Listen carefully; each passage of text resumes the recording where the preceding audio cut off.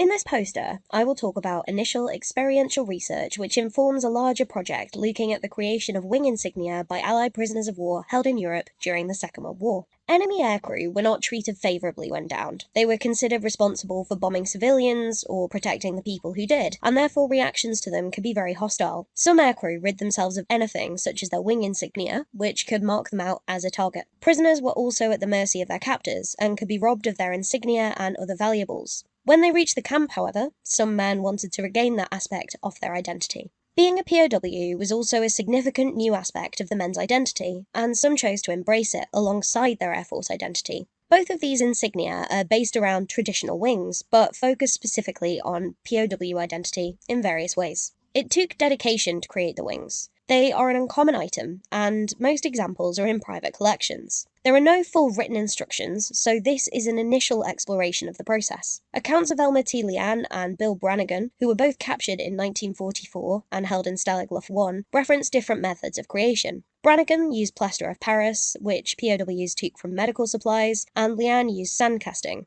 The accounts do not describe much of the process, but mention that the seams of tin cans were scraped, or pieces of silver paper from cigarette packets were used.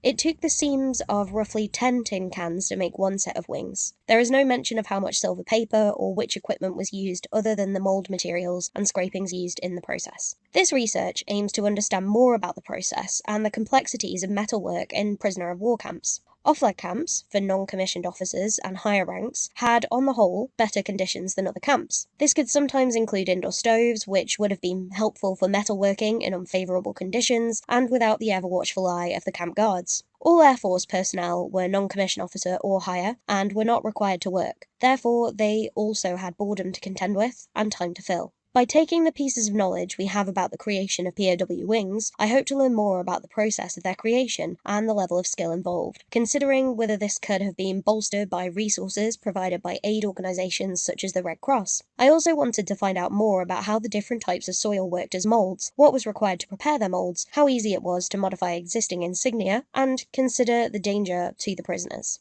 To begin this early-stage experiential investigation, I purchased some World War II wing insignia to use as a master copy to try and replicate exactly, and then to modify. I then researched soil composition in various camps and used sandy soil, similar to Stalag Luft 3, and clay-rich soil, which was common throughout Germany, and thankfully on the coast of the Isle of Man. I also used oil sand as a comparison. I melted the material in a stove fire using wood and coal as fuel. This was consistent with the resources available to the prisoners of war, who would have been able to reserve their coal rations to use for this purpose. I used tin mixed with pewter, but was unable to scrape can seams due to manufacturing changes. Many cans no longer have a seam, and those that do were difficult to pry apart and yielded a poor amount of material. Therefore, I cut the tin and pewter finely to try and replicate the material as far as possible. I used a tin can to melt the material, as there is no clarification as to what was used. Although the composition of cans has changed since the Second World War, I was able to find one which was tin-coated steel, which was appropriate to the time. There was a lot of variation in the mould making, and the sandy soil produced the least detail, as you can see here. It was quite stony and difficult to work with. I used coal and sticks to make the fire on a stove. These are resources that prisoners of war would have been able to access. I then poured the metal into the moulds. I was prepared for spitting, but in this case, none occurred. The castings varied in quality, and oil sand definitely worked most effectively, as expected, but clay soil was fairly detailed. To modify the design, I used a piece of bark cut into a similar shape to the shield, and then tamped down the shield pattern in the mould. This allowed me to add my own over the top. I used a match to add the POW in this case, but would, in future, carve letters to press in.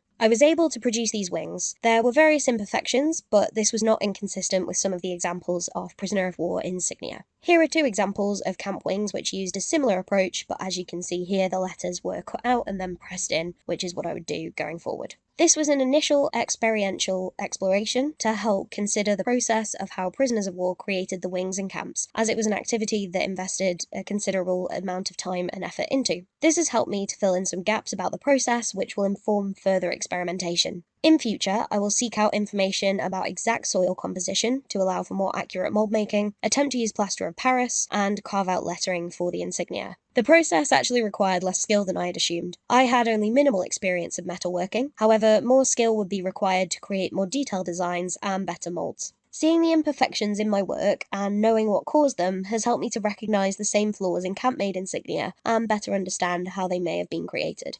Overall, this initial exploration has helped to inform me more about the process of the creation of wings in the prisoner of war camps, and I look forward to finding out more in future. Thank you very much for your time today.